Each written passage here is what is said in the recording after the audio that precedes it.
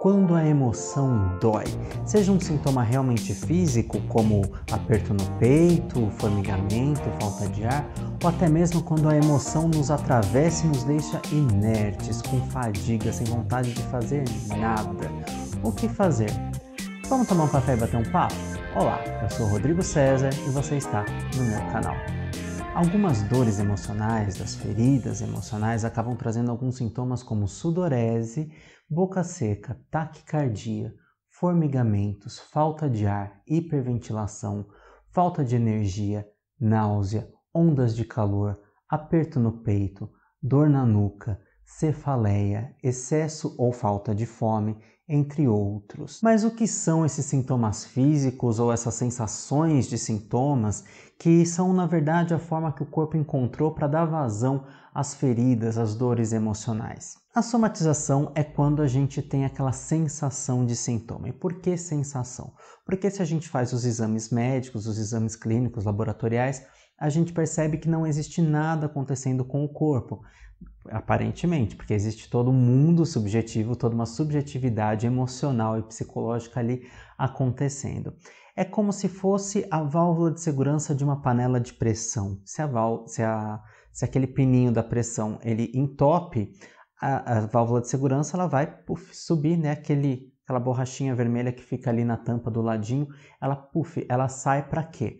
Para que a pressão ela encontre um meio de vazar, né, de escapar e não explodir a panela de pressão. Então o nosso corpo ele tem sim, a nossa psique ela tem sim um sistema próprio de autorregulação. Quem fala isso pra gente é o Jung, o Carl Gustav Jung, o psiquiatra suíço, né, que é o pai da psicologia analítica.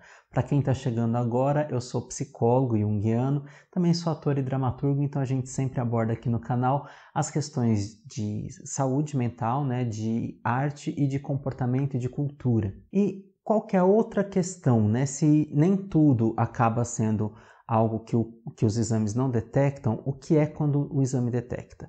São as psicossomatizações.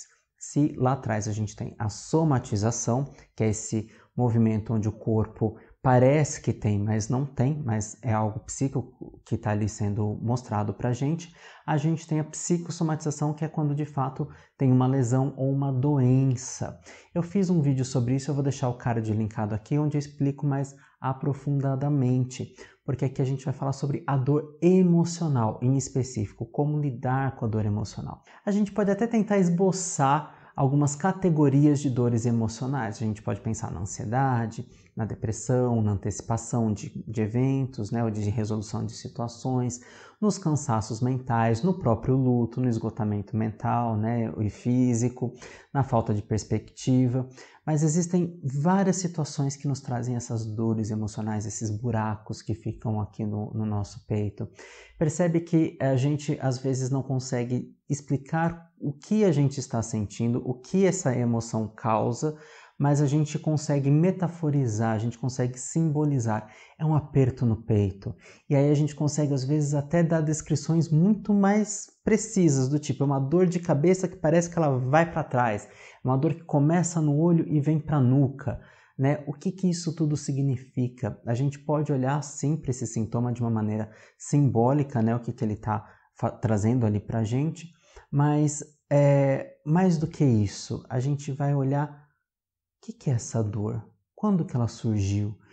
E a gente também sabe que nesse processo de olhar para essa dor, dessa tentativa ou dessa cicatrização, a gente se depara com pessoas que vão diminuir isso, porque parece que se a gente não carregou 5 caminhões de pedra, a gente não pode se sentir cansado, sem energia, porque as pessoas acham que o cansaço é só o físico, e não.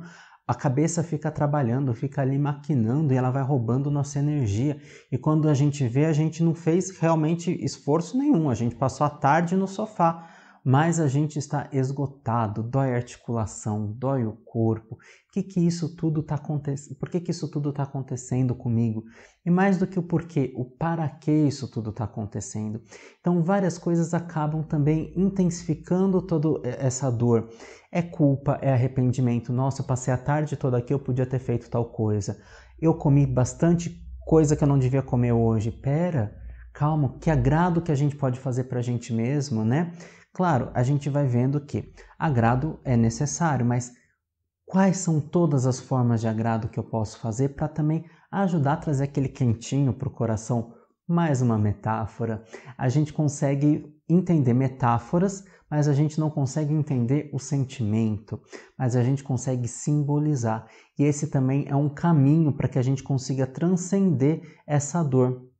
Muitas vezes a gente não vai conseguir deletar essa dor, pelo contrário, a gente vai tendo que abraçar essa dor e entender de onde ela surgiu, e às vezes a gente se depara com dores que a gente não sabe nem a origem. E a gente vai olhando cada vez mais para trás, mais para trás, mais para trás, e a gente chega lá na nossa infância e a gente tem um insight, fala, puxa, era isso? Era isso. Antes da gente falar o que desencadeia e o que fazer, eu quero ouvir você. Você gosta desse tipo de vídeo? Deixa aqui na caixa de comentários sua opinião sobre o vídeo e também sobre quais temas você gostaria de ver por aqui. O canal está crescendo e eu quero conhecer melhor quem me assiste. Então vamos conversar mais um pouquinho ali na caixa de comentários. Lá na descrição do vídeo também tem o link das minhas redes sociais, a gente conversa mais de pertinho também. As questões emocionais, né, elas geram muitas vezes traumas, né? O que é um trauma? O trauma, ele é uma situação onde tem uma intensa carga afetiva que nos acomete e ela desencadeia essa carga afetiva intensa, ela desencadeia o que a gente chama de complexo ou complexos. E esses complexos, eles são autônomos. O que tudo isso significa? É um conceito bem complicado, mas ao mesmo tempo simples de entender.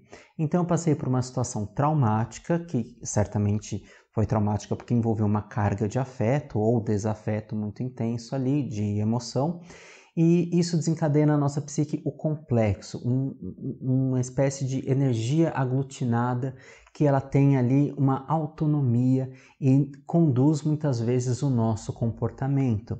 Parece que é como se fosse uma personalidade dentro da nossa personalidade. Não é transtorno de dupla personalidade, não é isso. E sim, sabe quando a gente fala assim, nossa, o que está acontecendo comigo? Nem parece que sou eu, ou nem parece que fulano é fulano. É quando geralmente o complexo está ali ativo. Claro, a pessoa sabe que é ela responde por ela mesma, mas existe algo que é maior, uma força maior. É como se fosse uma força maior que toma conta ali, que se instala e que acaba nos guiando. Então a gente acaba dizendo também que os complexos, eles também desencadeiam doenças, ou melhor, doenças também são complexos, essas doenças psicossomáticas também são complexos, elas são fruto de algo, de uma situação traumática, de um evento traumático. E como que a gente vai lidar com isso? É conhecer. Que momento que eu fico triste? Que momento que aperto meu coração? Que momento que eu sinto palpitação, sudorese?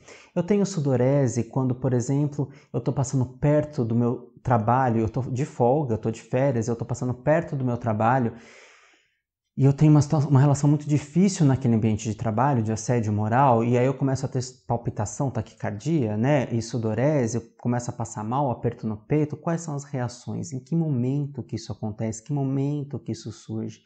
Isso também faz parte do nosso autoconhecimento, a gente entender como é que o nosso corpo reage, como que o nosso corpo funciona, o que a nossa psique desencadeia no nosso corpo. A mesma coisa se eu estou com muita saudade de alguém, de uma pessoa que partiu, que morreu, ou então após um término de separação, o que acontece comigo? O que me desencadeia enquanto sintoma?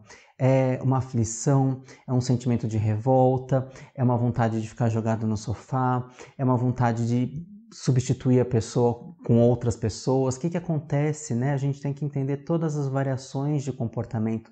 Não dá para eu aqui prever todos os comportamentos, mas dá para eu deixar essa dica para você olhar o que acontece contigo, o que desencadeia em você. Lembrando que sintomas não necessariamente eles são só sintomas físicos, eles podem ser sintomas comportamentais também.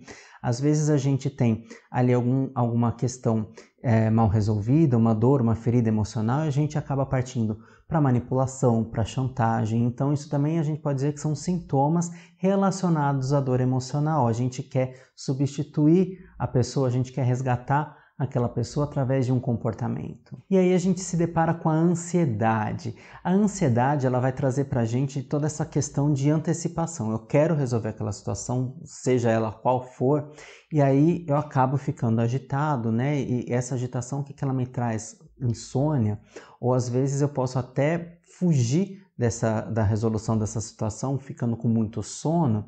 Então percebe como a gente tem muitas variações, né, de comportamento, e a gente percebe que essa antecipação ela traz para a gente fantasias, expectativas, que muitas vezes são projeções nossas. O que são as projeções? Aquilo que eu desejo que aconteça, não necessariamente é o que vai acontecer, ou que é possível que aconteça. E aí eu crio toda aquela expectativa que está só dentro de mim, e aí eu jogo para o outro, eu jogo para o ambiente, eu jogo para as coisas, para tudo, para o governo, para o que seja, algo que está na minha mão. E é algo que eu tenho que muitas vezes desconstruir, rever, recolher as projeções. E como que a gente consegue ter clareza dessas coisas?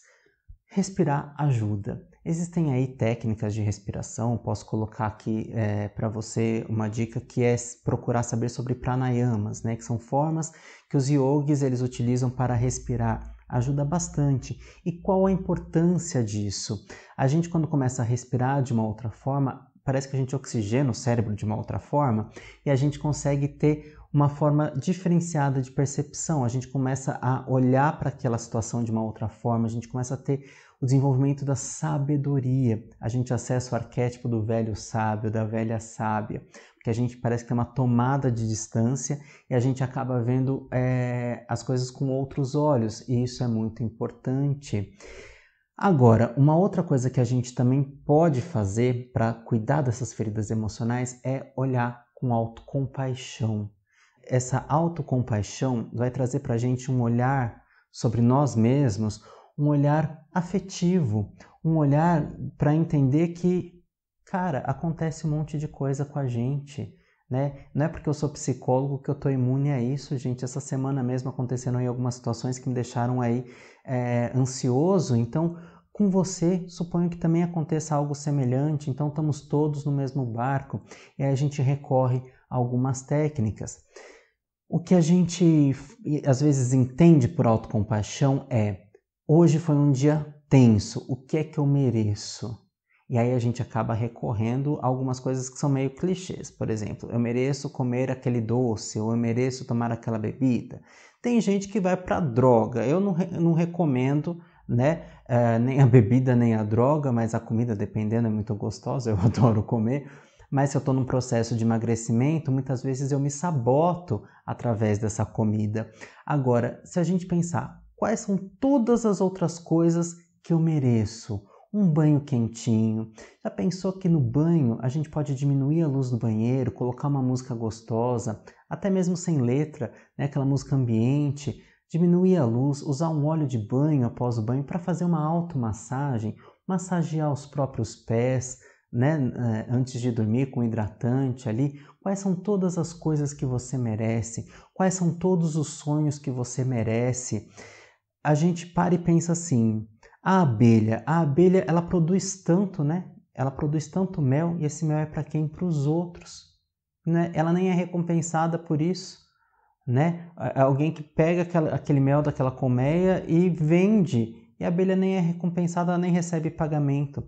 Então, quantas vezes na vida a gente acaba sendo essa abelha que só fornece, só dá e esquece de cuidar da gente mesmo?